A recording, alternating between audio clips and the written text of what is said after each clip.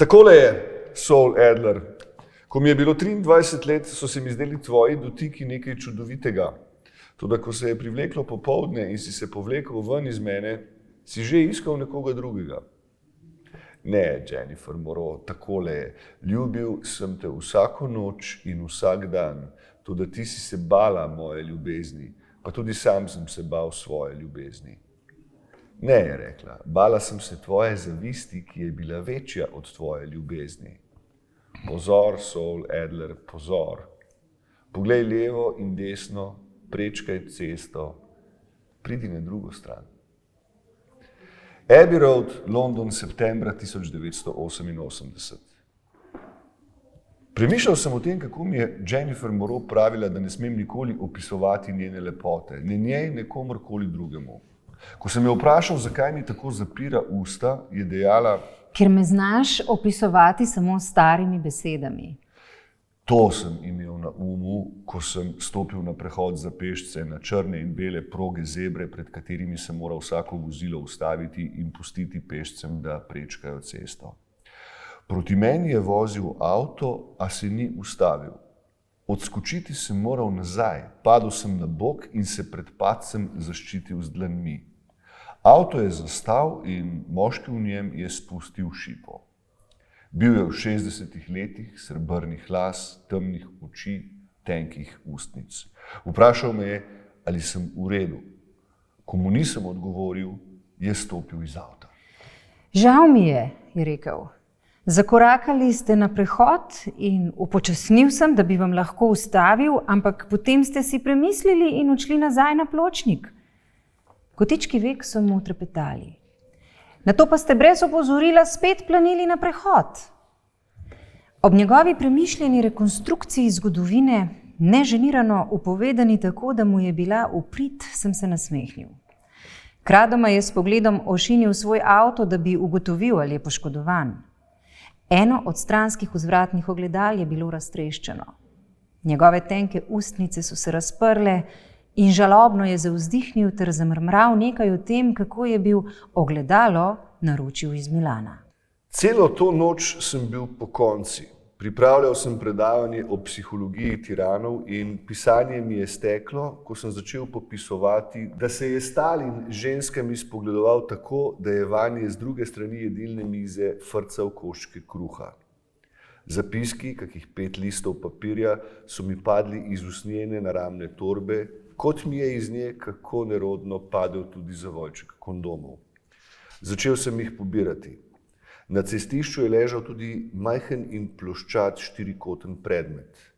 Ko sem predmet, ki je bil na otip topu in za katerega se mi je zdelo, da v moji dlani vibrira, izročil vozniku, ker ni bil moj, sem domneval, da je njegov, sem opazil, da strmi v členke mojega zapestja. Med prsti mi je mezela kri. Dlani sem imel opraskane in na enem od členkov leve roke sem imel ureznino. Posesal sem kri iz nje, on pa me je opazoval očitno zaskrbljen. Naj vas kam odpeljem? V redu sem. Ponudil se je, da me odpelje v lekarno, kjer bi mi očistili rano, kot se je izrazil. Ko sem odkimal, je iztegnil dlan in se dotaknil mojih las, ob čemer mi je postalo nenavadno prijetno. Vprašal me je po imenu. Saul Adler, glejte, samo majhna odrgnina je. Tenko kožo imam. Za vsako figo se mi ulije kri, nič ni. Levico je držal nekako čudno, jo pestoval v desnici. Pobral sem kondome in si jih zatlačil v žep suknjiča. Pihalo je. Liste, ki so bili prej pometeni v majhne kopice pod drevesi, je raznašalo po cesti. Voznik mi je povedal, da je promet preusmerjen, ker so za ta dan v Londonu napovedane demonstracije in da se je spraševal, ali je zaprta tudi Abbey Road. Obvoz, da ni bil jasno označen. Da mu ni jasno, zakaj se je zmedel, saj se vendar tod pogosto vozi na kriketske tekme na stadionu Lord's v bližini. Medtem ko je govoril, je pogledoval proti štirikotnemu predmetu, ki ga je držal v roki. Predmet je govoril. V njem je bil nedvomno glas, moški glas. In glas je govoril nekaj jeznega in žaljivega. Oba sva se pretvarjala, da ga ne slišiva. Jebi se, Sovražim te, ne hodi več domov. Koliko ste stari, gospod Sorrel? Mi poveste, kje stanujete? Trčenje, ki se mu je za las izognil, je voznika očitno pošteno prestrašilo. Ko sem mu povedal, da jih imam 28, mi ni verjel in me je znova vprašal po starosti. Bil je tako gosposki, da je moja ime in priimek izgovarjal tako, kot bi mu nekdo med mehko nebo in spodnjo ustnico vstavil kamenček. Njegovi srebrni lasje so bili zalizani nazaj z nečim, zaradi česar so se lesketali. Sam sem ga po drugi strani vprašal po imenu. Wolfgang.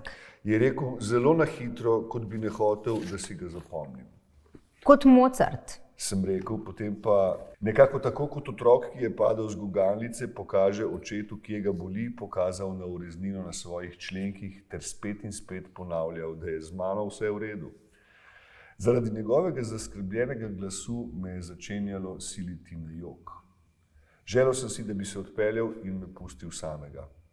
Morda so bile solze povezane z nedavno smrtjo mojega očeta, čeravno ta ni bil tako urejen in ne tako nežen kot lesketajoči se srebrnolasi Wolfgang. Da bi pospešil njegov odhod, sem mu pojasnil, da naj bi zdaj prišlo moje dekle in da se mu zato ni več treba zadrževati. Da naj bi me pravzaprav punca fotografirala, kako stopam na prehod za pešce v stilu fotografije na tistem albumu Beatlov. Na katerem albumu, gospod Sorrel? Naslov je Abbey Road, saj ga vendar vsak pozna. Kje ste se pa skrivali, gospod Wolfgang? Zasmejal se je, a videti je bil žalosten. Morda zaradi žaljivih besed, ki so prišle iz notranjosti vibrirajočega predmeta v njegovi dlani. In koliko let ima vaše dekle? 23. V resnici je Abbey Road zadnji album, ki so ga Beatli skupaj posneli v studijih Abbey, ki so tamle čez. S prstom sem pokazal proti veliki beli hiši na drugi strani ceste. Seveda to poznam, je rekel žalostno. Hiša je skoraj tako slavna kot Buckinghamska palača. Stopil je nazaj k svojemu avtu in medtem mrmral. Pazite nase, gospod Sorrel, srečo imate, da imate tako mlado dekle, mimogrede, s čim se pa ukvarjate? Njegove pripombe in njegova vprašanja so mi začenjali iti na živce, pa tudi to, kako je vzdihoval, kot bi na podloženih ramenih svojega bež kašmirskega suknjiča nosil težo vsega sveta. Odločil sem se, da mu tega, da sem zgodovinar in da se ukvarjam s komunistično vzhodno Evropo, ne bom povedal. Ko sem stopil nazaj na pločnik in ob tem zaslišal živalsko renčanje zaganjanja motorja njegovega avta, sem si oddahnil. V luči dejstva, da je bil on tisti, ki me je skoraj povozil, bi moral morda on biti tisti, ki naj bi pazil. Pomahal sem mu, a mi ni pomahal nazaj. Kar pa se tiče mojega mladega dekleta, sem bil od Jennifer starejši samo 5 let in o čem je torej blebetal in zakaj ga je zanimalo, koliko je stara in s čim se ukvarja. Ni važno. Gledal sem v zapiske, ki sem jih držal v roki, ki je še vedno krvavela in v katerih sem bil iz virov prepisal, da je bil Stalinov oče alkoholik, nasilen do svoje družine. Stalinova mama je Josipa v grško pravoslavno semenišče vpisala zato, da bi ga zaščitila pred besom njegovega očeta. To je storila potem, ko jo je nekoč skušal zadaviti. Lastnega rokopisa nisem bral ravno zlahka. Toda tu sem bil podčrtal nekaj v zvezi s tem, kako je Stalin pozneje ljudi kaznoval ne le za njihove zavestne grehe, temveč tudi za nezavedne, kot so bili denimo mišljenjski delikti proti partiji. Začutil sem bolečino v levem boku. Pazite nase, gospod Sorrel. Hvala za nasvet, Wolfgang. Nazaj k mojim zapiskom, ki so bili zdaj zamazani s krvjo z mojega zapestja. Josipa Stalina, to sem bil zapisal pozno zvečer, je vedno veselilo, kadar je lahko koga kaznoval. Ustrahoval je celo lastnega sina in to s tolikšno okrutnostjo, da se je ta nekoč skušal ustreliti. Ustrelila se je tudi Stalinova žena, uspešneje od svojega sina, ki je v nasprotju z mamo živel dovolj dolgo, da ga je lahko oče znova in znova strahoval. Moj pokojni oče mi ni ravno strahoval, to je prepuščal mojemu bratu Matthewju, ki je bil vedno pripravljen poskrbeti za nasilje. In kot Stalin se je tudi Matthew spravljal na lastne družinske člane, oziroma je poskrbel, da so bila njihova življenja tako neznosna, da so se spravili sami nase. Medtem ko sem čakal, da pride Jennifer, sem se usedel na zid pred stavbo Studio Emi. Čez 3 dni sem nameraval odpotovati v vzhodno Nemčijo, v NDR, kjer naj bi na Humboldtovi univerzi raziskoval kulturni odpor proti vzponu fašizma v 30-ih. Čeprav je bila moja nemščina dokaj tekoča, so mi dodelili prevajalca, nekega Walterja Millerja. Svoja 2 tedna v vzhodnem Berlinu naj bi preživel pri njegovi mami in sestri, ki sta mi ponudili sobo v svojem najemniškem stanovanju blizu univerze. Walter Miller je bil delno odgovoren za to, da me je na prehodu za pešce skoraj povozil avto. Pisal mi je bil, da je njegova sestra, ime je bilo Katrin, v družini pa so jo klicali Luna, velika oboževalka Beatlov. Od 70-ih let naprej so smeli v NDR izhajati albumi tako Beatlov kot Boba Dylana. Drugače kot v 50-ih in 60-ih, ko je vladajoča nemška socialistična stranka pop razumela kot kulturno orožje za kvarjenje mladine. Toda preden je lahko kak album izšel, so morali uradniki preučiti vsa besedila skladb na njem. Je. Kaj neki bi lahko to pomenilo? Kaj je bilo tisto, čemur se je tu izrekalo ja? Da bi me za darilo za Luno fotografirala na prehodu za pešce na Abbey Road, je bila Jenniferina ideja. Teden preden me je bila prosila, da bi pojasnil celoten koncept NDR, a nisem bil dovolj pri stvari. V kuhinji njenega stanovanja sva namreč pripravljala karamelizirane arašide in sladkor se mi je žgal. Šlo je za precej kompliciran recept, v katerem je pisalo, da je treba arašide stresti v vrel sladkorni sirup, nato pa jih speči v pečici. Jennifer ni mogla razumeti, kako je lahko prebivalstvo celotne države zaprto za nekim zidom in prisiljeno ostati tam.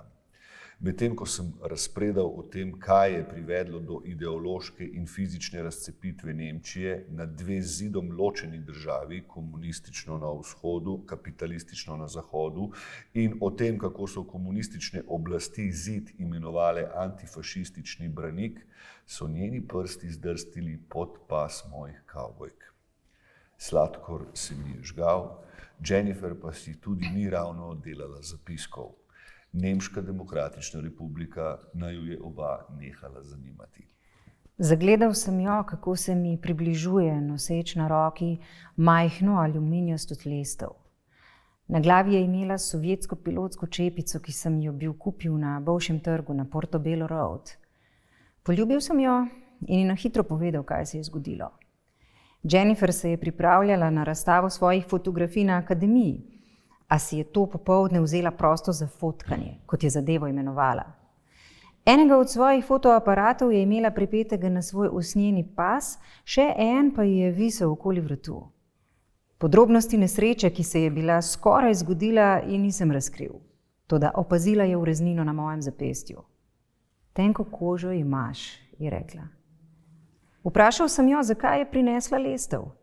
Povedala mi je, da je bila z lestve avgusta 1969 ob 11:30 narejena tudi originalna fotografija Beatlov na prehodu za pešce na Abbey Road.